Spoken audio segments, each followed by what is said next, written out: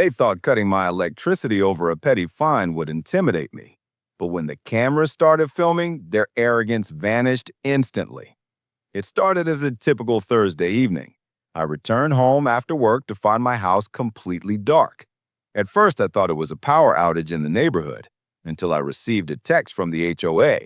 Power disconnected due to $55 unpaid fine. I couldn't help but laugh. A $55 fine? They had just cut my electricity for less than a tank of gas.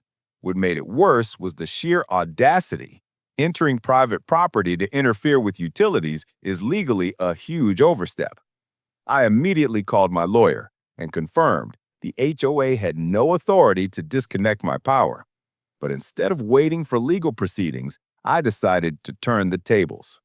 Coincidentally, a local news crew was nearby filming a story on HOA overreach.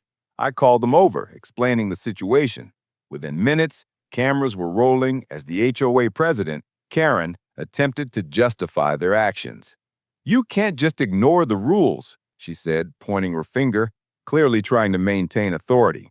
I smiled, knowing the footage was on our side. "Funny," I replied.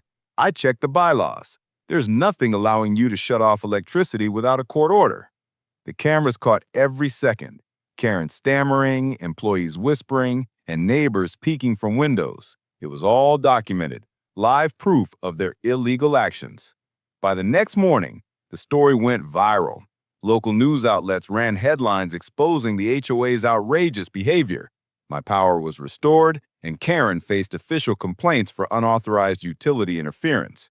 The $55 fine became a laughingstock, and the HOA had to reimburse me for the inconvenience. What started as a petty attempt to intimidate a homeowner ended up humiliating the HOA publicly.